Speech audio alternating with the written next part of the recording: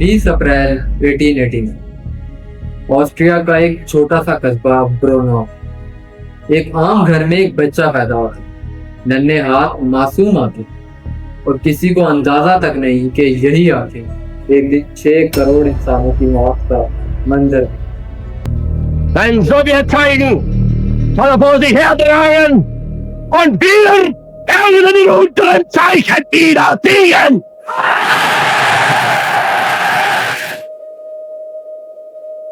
ये कहानी सिर्फ एक डिक्टेटर की नहीं, ये उस नफरत की कहानी है जो एक टूटे हुए इंसान के अंदर खामोशी से पलती रही और फिर एक दिन पूरी दुनिया को निकल। वो आर्टिस्ट बनना चाहता, लेकिन दुनिया ने उसे ठुकरा दिया। वो रंगों से कैनवस सजाना चाहता था, लेकिन उसने इंसानी लाशों से तारीख का नक्शा रंग दिया। आज हम हिटलर की जिंदगी के हर उस खुफिया मोड़ को बेनकाब करेंगे जो उसे गुमनामी की अंधेर गलियों से उठाकर बर्लिन के बंकर तक ले गए। लेकिन इस कहानी का आगाज हिटलर से भी पहले हो, एक ऐसे राज से जो इस खानदान की जड़ों में दफन। उसके वालिद एलोइस एक नाजायज औलाद, किसी सरकारी रिकॉर्ड में उनके बाप का नाम दर्ज नहीं। हिटलर के करीबी साथी हैंस फ्रैंक, जो बाद में पोलैंड का गवर्नर बना, ने दावा किया कि हिटलर की दादी एक यहूदी खानदान के घर काम करती थी और वहीं एलोइस पैदा हुआ। अगर ये सच है तो तारीख का सबसे बड़ा अलमिया ये है कि दुनिया का सबसे बड़ा यहूदी दुश्मन खुद 25% यहूदी था। हिटलर के वालिद एलोइस एक सख्त मिजाज कस्टम अफसर, घर में उनका हुक्म कानून था। वो चाहते थे कि एडोल्फ एक सरकारी मुलाजिम बने, लेकिन एडोल्फ की आंखों में रंगों के ख्वाब। वो लिखता है, मैंने ये फैसला कर लिया था, मेरा बाप चाहे कुछ भी कहे, मैं पेंटर ही बनकर रहूं। 1907 में वो वाहिद इंसान जिससे हिटलर को मोहब्बत थी, उसकी माँ की मौत हो। इसके बाद वो वियना आया और एकेडमी ऑफ फाइन आर्ट्स में दाखिले की कोशिश की 2 बार, और दोनों बार उसे नाअहल कहकर दरवाजा बंद कर दिया। यहाँ एक तारीख हकीकत यह है कि जिन प्रोफेसरों ने हिटलर को रद्द किया वो यहूदी थे। वियना की सड़कों पर ठोकरें खाते, भूख से लड़ते हिटलर ने देखा कि यहूदी ताजिर कामयाब हैं, खुशहाल हैं, और वो खुद धूल में। इस मवाजने ने उसके अंदर एक चिंगारी जलाई जो आगे चलकर पूरी दुनिया को जलाने वाली। उसने लिखा कि वियना ही वो शहर था जहां मेरी सियासी सोच ने पहली बार आंख खोली। 1914 को जंग अजीम अव्वल का ऐलान। हिटलर ने फौज में शमूलियत इख्तियार की, बल्कि सच ये है कि वो खुश था। उसे लगा कि उसकी जिंदगी को एक मकसद मिल गया। वो एक डिस्पैच रनर बना, मौत के साए में पैगाम पहुंचाना उसका काम था। और फिर 28 सितंबर 1918 को तारीख एक ऐसे लम्हे पर आकर रुक गई जो शायद इंसानियत की किस्मत बदल सकती। बरतानवी सिपाही हेनरी टेंडी ने एक जख्मी लड़खड़ाते जर्मन सिपाही पर निशाना बांधा, उंगली ट्रिगर पर, लेकिन उसने निहत्थे को देखा और गोली नहीं चलाई। वो सिपाही एडोल्फ हिटलर। अगर हेनरी टेंडी ने उस दिन ट्रिगर दबा दिया होता तो हॉलोकॉस्ट ना होता, दूसरी जंग अजीम ना हो, 6 करोड़ लोग ना मर। एक लम्हे की रहमदिली ने तारीख का सबसे भारी बोझ इंसानियत के कंधों पर डाला। जंग अजीम के आखिरी दिनों में एक गैस हमले ने हिटलर को वक्ती तौर पर अंधा कर। अस्पताल के बिस्तर पर उसे खबर मिली कि जर्मन फौज ने हथियार डाल दिए। वो बच्चों की तरह रो, और इसी लम्हे आंसुओं के दरमियान उसने फैसला किया कि अब सियासत। जंग अजीम अव्वल के अख्ताम के बाद हिटलर एक जासूस बनकर एक छोटी सी पार्टी में गया, मगर वहां पर जब वो तकरीर करता तो लोग उसको बहुत सराहते थे।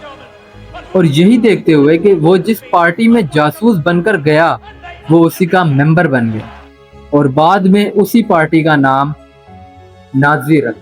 The German people were regimented, willingly for the most part, into a machine which substituted for personal freedom the cult of mass obedience.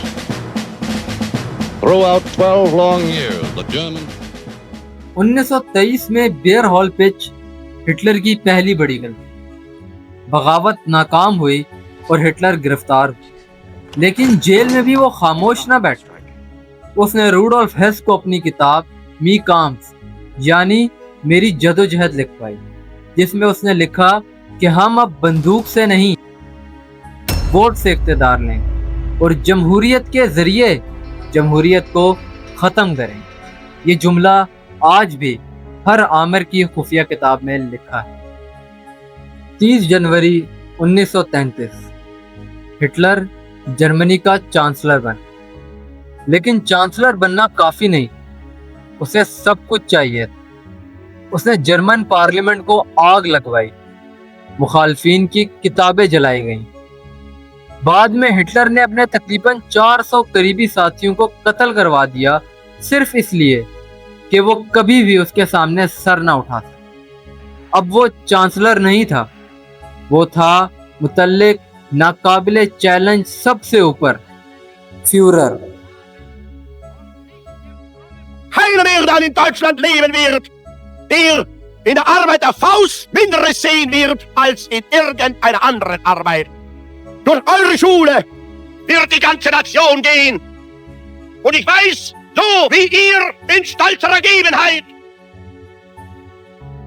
1 सितंबर 1939 की सर्द सुबह हिटलर ने एक झूठा बहाना बनाया, एक फॉल्स फ्लैग ऑपरेशन, और बगैर किसी ऐलान जंग के पोलैंड पर हमला कर दिया। जर्मन टैंक और फिजाइया ने मिलकर पोलैंड को संभलने का एक लम्हा न दी। महज 5 हफ्तों में पोलैंड नक्शे से मिट गया। दुनिया ने पहली बार देखा बिजली की रफ्तार से लड़ाई। इस हमले ने बरतानिया और फ्रांस को मजबूर कर दिया और उन्होंने जर्मनी के खिलाफ ऐलान जंग किया, और यूं इंसानी तारीख की सबसे खूनी जंग का बाकायदा आगाज। पोलैंड और फ्रांस को चंद हफ्तों में ढेर करने के बाद हिटलर को लगा कि अब बरतानिया भी घुटने टेक देगा, और इसके साथ ही बैटल ऑफ ब्रिटेन की हुई शुरुआत।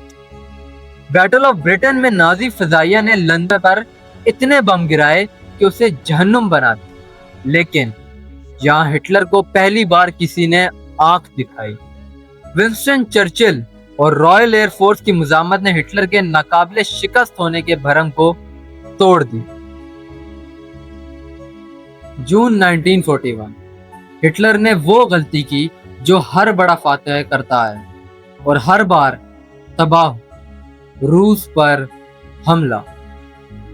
तारीख का सबसे बड़ा ज़मीन, 30 लाख से ज्यादा जर्मन सिपाही रूस की सरजमीन में उतर गए। शुरू में फतुहात हुई, लेकिन रूस और उसकी सर्दी किसी फौज को नहीं बख्शी।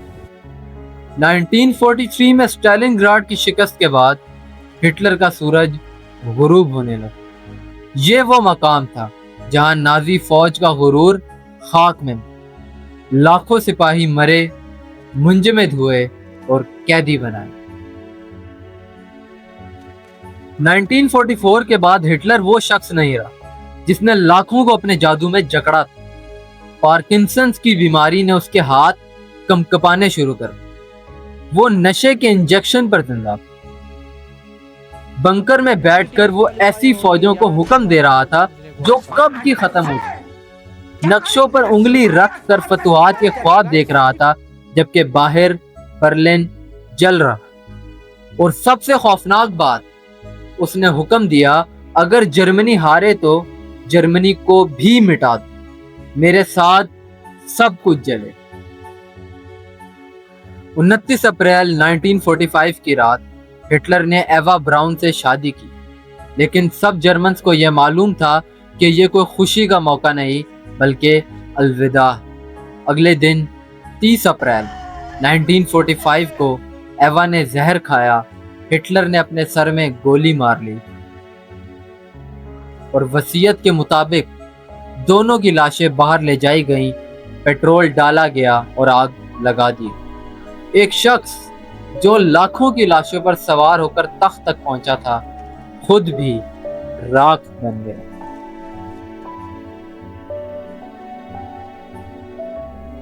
ہٹلر کا دور صرف 12 سال رہا، لیکن وہ پیچھے 6 کروڑ لاشیں چھوڑ گئے۔ ایک ناکام آرٹسٹ کی نفرت نے دنیا کو وہ زخم دیے جو آج بھی مکمل طور پر نہیں بھرے۔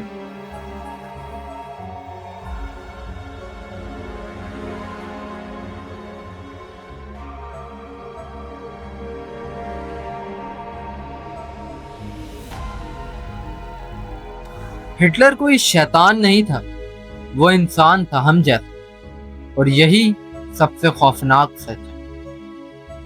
محرومی، ذلت، نفرت، یہ جذبے ہر انسان کے اندر، فرق صرف یہ ہے کہ ان جذبوں کو کہاں لے جایا جائے۔ ہٹلر نے انہیں اقتدار کا ہتھیار بنایا اور نتیجہ تاریخ کی سب سے بڑی تباہی تھی۔